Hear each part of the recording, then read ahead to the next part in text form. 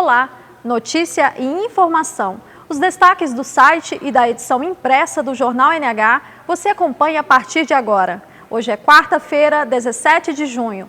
O NH News está começando.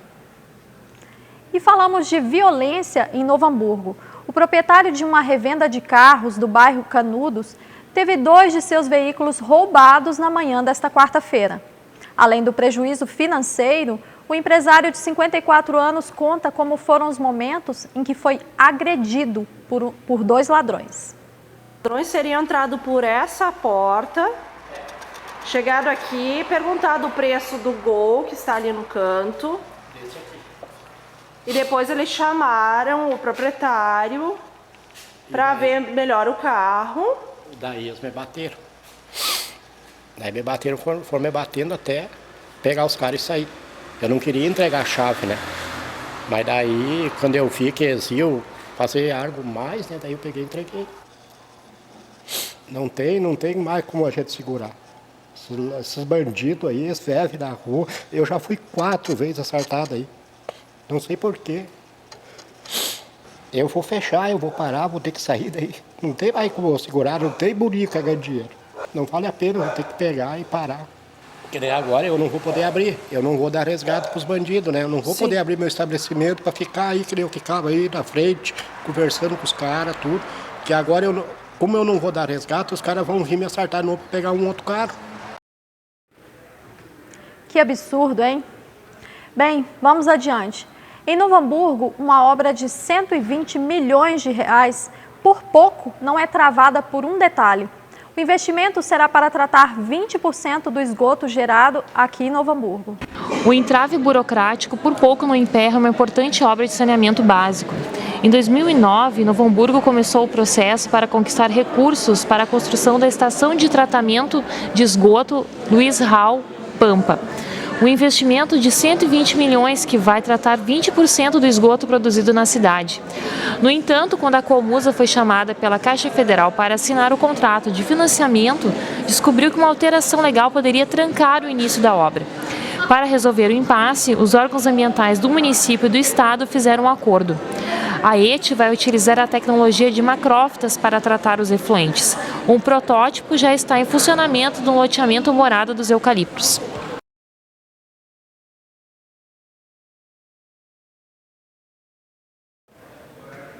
Ainda falando de Novo Hamburgo, uma unidade de saúde do SESC está no pátio da prefeitura da cidade. Diversos serviços de saúde vão estar disponíveis para a comunidade. Uma carreta equipada com aparelhos de ecografia, mamografia e para a realização de exames oftalmológicos está estacionada no pátio da Prefeitura de Novo Hamburgo. É a unidade SESC de saúde preventiva, que ficará no local até o dia 24 de julho. Nesta manhã, aconteceu a solenidade de abertura dos atendimentos à população, com a presença de diversas autoridades.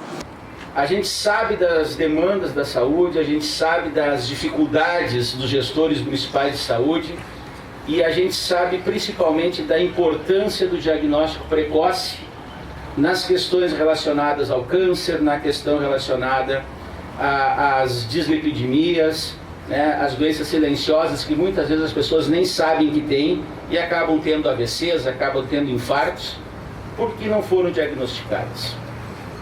E dentro dessa preocupação, e visando otimizar o recurso que o empresariado do comércio de bens e serviços disponibiliza tanto a SESC como a SENAC, nós aprovamos no nosso conselho, até o Valadares teve uma época que foi do nosso conselho lá pela Delegacia Regional do Trabalho, aprovamos no conselho a criação desse projeto, que é um projeto, como foi dito, inédito no Brasil.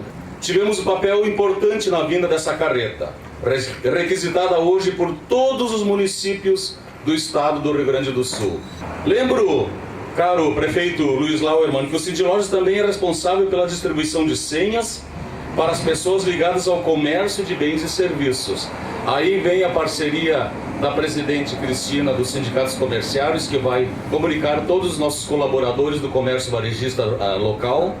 Uma das ações que fará não só registro de parceria, de convênio, como temos várias, mas também trará um processo que eu acredito que aqui também nós estaremos implementando com esta ação, com este momento de solenidade, avanços de parcerias como aqui estabelecemos. As senhas para a realização dos exames para qualquer pessoa da comunidade podem ser retiradas na Secretaria da Saúde, que fica no 5º andar da Prefeitura. Já para os trabalhadores do comércio de bens, serviços e turismo, as senhas devem ser retiradas no Cindy Lojas, que fica na Rua Lima e Silva.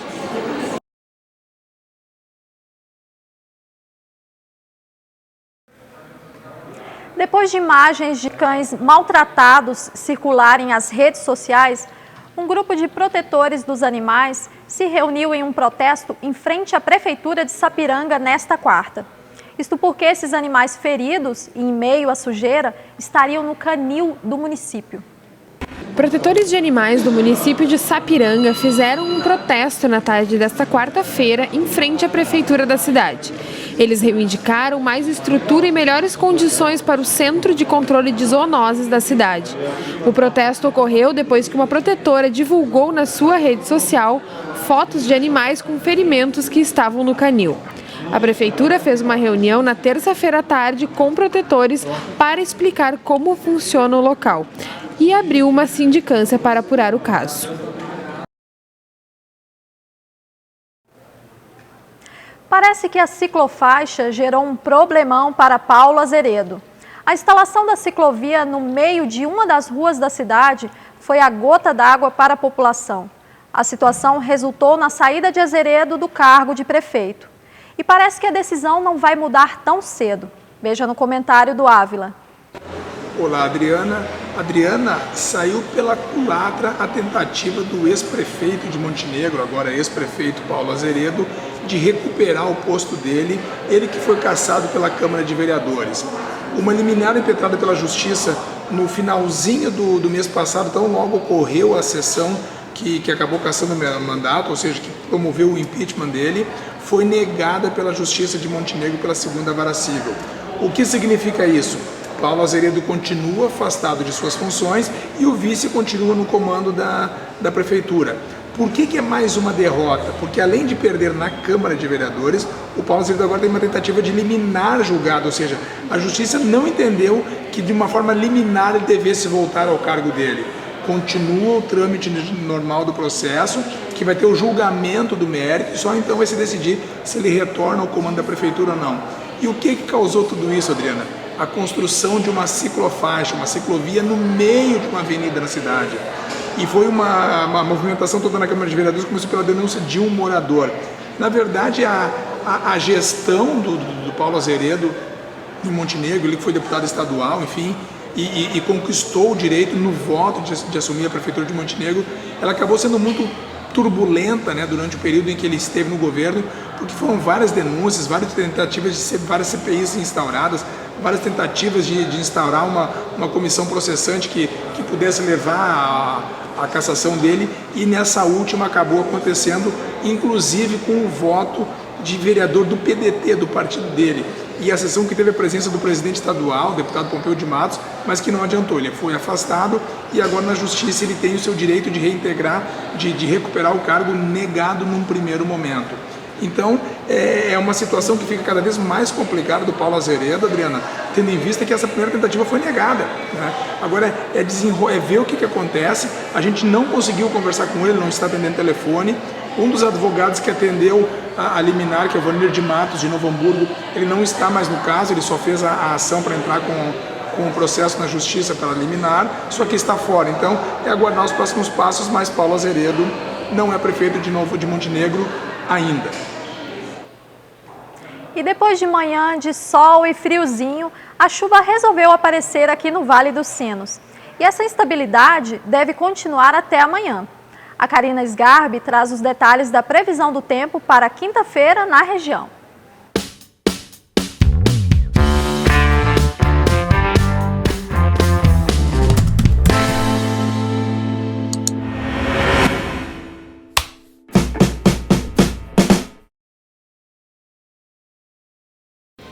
Olá! Nesta quinta-feira o tempo será instável na maior parte do Rio Grande do Sul. No sul e sudoeste, o sol predomina, mas nas regiões centro, norte e nordeste, o dia fica nublado com pancadas de chuva. Nas demais áreas, o tempo será parcialmente nublado. A temperatura continua amena em todo o estado, atingindo a mínima de 4 graus e a máxima de 18 graus. No Vale dos Sinos, a quinta-feira começa chuvosa, mas ao longo do dia o tempo melhora. A temperatura mínima será de 9 graus e a máxima deve alcançar 18 graus. No Vale do Paranhana, o dia terá tempo encoberto com chuvas isoladas. A mínima será de 11 graus e a máxima deve registrar 17 graus. No Vale do Caí, chove pela manhã, mas ao longo do dia o tempo melhora. A temperatura mínima fica em 10 graus e a máxima pode chegar a 17 graus. Na região das Hortênsias, a quinta-feira amanhece chuvosa, mas até a tarde o tempo apresenta melhora. A temperatura varia entre 7 e 11 graus. No litoral norte, o céu fica totalmente encoberto e há possibilidade de chuvas isoladas. A temperatura mínima será de 12 e a máxima de 17 graus. E o Vale do Gravataí terá um dia marcado por chuva durante a manhã e melhora do tempo à tarde. A temperatura varia entre 10 e 17 graus.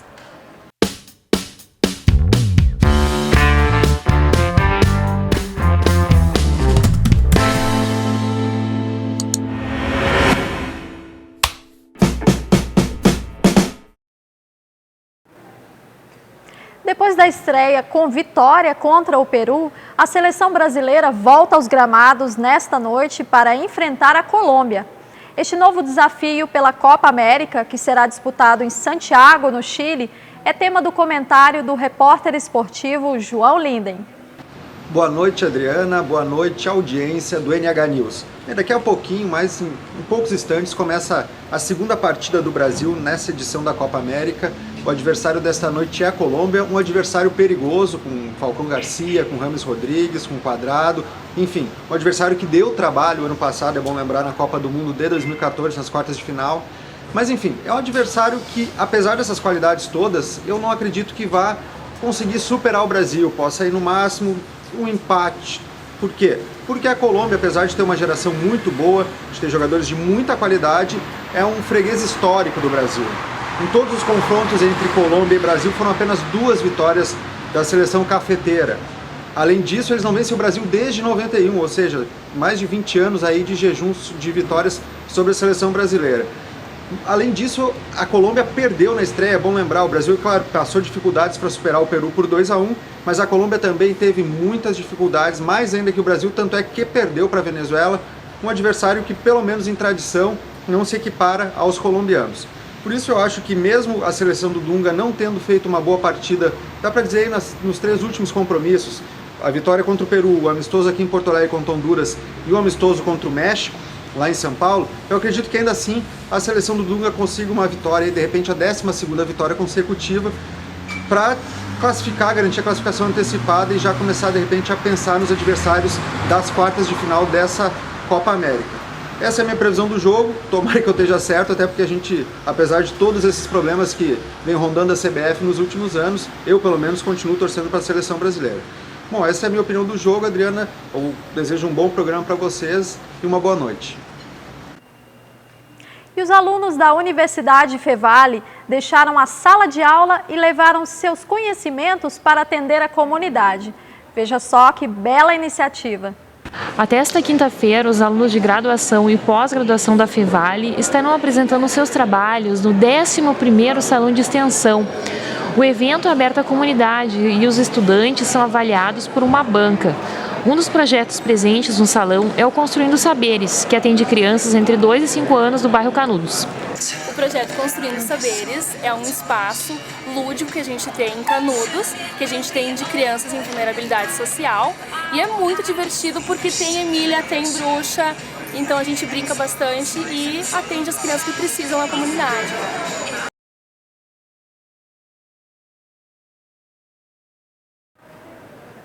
Bem, e assim nós encerramos o NH News de hoje. Outras notícias no site e na edição impressa do Jornal NH. Fale com a gente, envie sua sugestão de reportagem ou comentário através das nossas redes sociais. Nós esperamos por você amanhã. Até mais. Tchau, tchau.